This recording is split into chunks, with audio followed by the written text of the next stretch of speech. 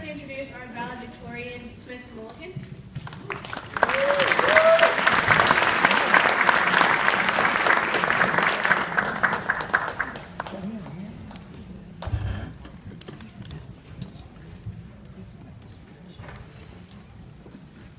Here we go. Every year, it starts the same. A speech with a greeting, a thank you, a deep philosophical twist. Well, let me begin a little differently this year. Hola, amigos, familia, muchachos, facultad. Yo me gusta también mucho. Now, those of you who understand Spanish, and even those of you who do not, may have found this sentence to make very little sense. You know what else doesn't make sense? Any of us being here today. Really, just our class in general. A few things here or there could have changed the outcome of our collective high school experience. In 8th grade, I nearly moved to the Czech Republic. There are those of us who proved someone wrong. Maybe you proved yourself wrong. All of us had some scary points. Chemistry and grammar, to name a few. We even wanted to avoid college. How many can relate? Yeah.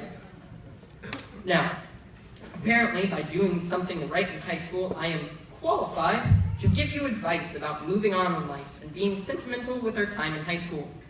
Every speechwriter talks about their lack of material until they reach deep within themselves for inspiration.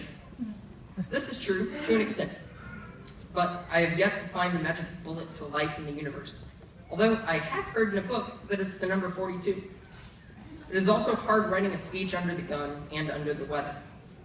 So, I apologize in advance if this speech is only slightly better than O'Connell's rendition of Oklahoma. Drama people, you can relate. Maybe I'll throw in a trite little saying, like look before you leap. Or more aptly for us, look before you go to read during junior ring ceremony. Thomas. Now, some of you may chuckle inwardly to yourselves. Shout out to Mr. Newton for that phrase. But Thomas has helped me over the past year and a half. His laid-back attitude gave me a measurement bar of stress levels. Taught me how to relax a little bit, not take life so seriously. So, I've chosen to take the relaxed road to speechwriting, from the heart, about that which matters most to me. So, let's start with family. I have a bunch here today. Family for me is a group of people who are always there. They go to great lengths to ensure they show they care about you. As Dom says in the movie Fast and Furious, you don't turn your back on family. The movie features a cast of characters, much like ourselves, that they are unrelated. They're only tied by a bond of friendship. Family in that context opens itself up. It can just be those around you, those people that you know when the cards are down on the table, have your best interests at heart. Find those people in life. It can be anyone who truly cares, and that you truly care for as well. The next point I'd like to make is about putting yourself out there. All of you have seen me on the stage in drama. You know my appreciation for music as I bust out into song every day, without fail. Warning, spontaneous song may occur in this speech. And also, my gosh, I wore a Batman onesie in the most scholarly picture for the yearbook.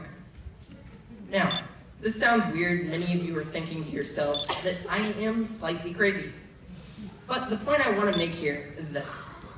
Don't be afraid to put yourself out there. By don't be afraid, I mean fear is part of the experience. By making it this far, you know the pit in your stomach that results from being scared. I will still get up on stage with a terrible feeling, but it signifies that you're doing something meaningful. It does not show weakness. Rather, it shows you care enough about the end result and your part in the event that you want to ensure the success. Public speaking, as Larry the Cable Guy would say, used to could scare me. If you feel good, there's not really a challenge, and then life stagnates. I don't know about you, but I'd rather not be the human equivalent of the type of water mosquito larvae grows. You'll mess up. Just think back to my third performance of Willy Wonka. There's an extreme irony when you mess up 2 verses of the song Think Positive. Again, I'm not saying that I have all this figured out, and I'm standing here before you like Mrs. Hogan, giving you example after example. I'm just saying that we can all work toward it. Own up for your mistakes. As Van Halen says, you gotta roll with the punches to get to what's real. Might as well jump. Finally, I want to touch on one other major idea. Every year, people come and go. What's left in their wake? Can we ever fill the void? History is bursting with thoughts of better times, times that are gone.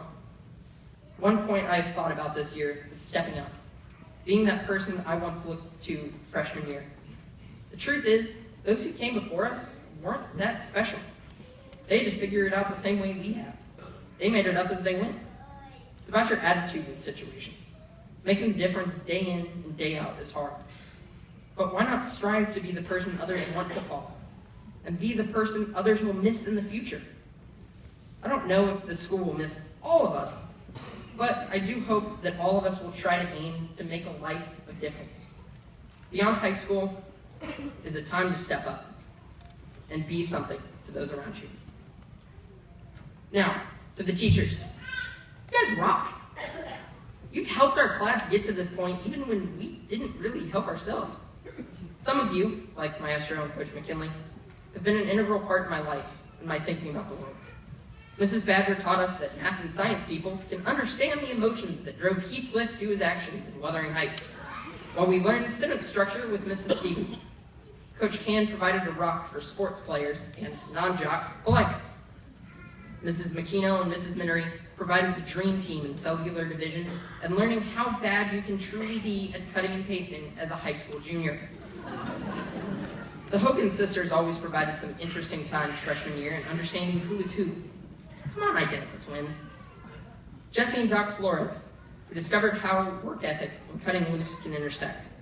Mr. Newton, if patience is a virtue, you're pretty near saint status with what your daily classes demand of you. Mrs. Potts, Mr. Christensen, it was a tough year. You demanded more and forced me to problem solve and believe in myself. I mean, who doesn't love getting to school at 7 a.m. for 2 straight years? Woo!